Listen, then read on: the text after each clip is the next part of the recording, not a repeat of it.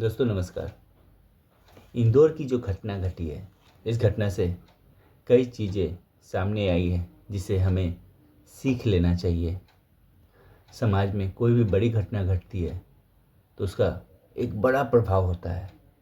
उस प्रभाव से अगर समाज नहीं सीखता है तो वो समाज कभी आगे नहीं बढ़ता।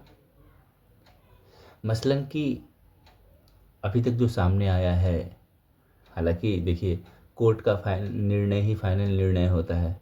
अभी जो मीडिया ट्रायल चल रहा है, it is really not correct to reach conclusion yet.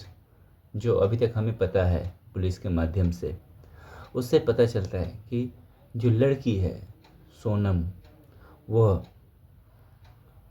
जो राज रघुवंशी है, उसका जो पति है जिसे वो कथित रूप से मार डाली या कॉन्ट्रैक्ट किलर के द्वारा मरवा दी, उससे शादी नहीं करना चाहती थी।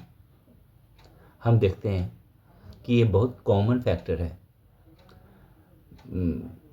मतलब कि आपको हर गली मोहल्ले में इस तरह की कहानी मिल जाएगी जिसमें जो यंग लड़की है वो किसी और लड़के को चाहती है, उससे शादी करना चाहती है, लेकिन माँ बाप कभी समाज के दबाव में, कभी ऊंच नीच, कभी कास्ट फैक्टर और कभी कभी लड़के का बैकग्राउंड, उसकी नौकरी एट्सेट्रा, बहुत सारे रीज़न होते हैं। उन सबको देखकर लड़की की जो इच्छा होती है उसके विरुद्ध जाकर उसकी शादी करवा देते हैं और परिणाम हमारे सामने है। अब मैं ये नहीं कहता देखा कि कौन सही है, माँ पेरेंट्स ऐसे मसलों में सही होते हैं या बच्चे सही होते हैं, लेकिन बच्चे खासकर जो युवती हैं, she is a larger stake holder. शादी अगर समझ लीजिए कि अगर कोई कंपनी है, कोई इंस्टीट्यूशन है, तो उसमें बहुत बड़ा हिस्सा जो है, हिस्सेदारी उन्हीं की है, क्योंकि वो रेस्ट ऑफ ज़िंदगी वो बिताने जा रही है।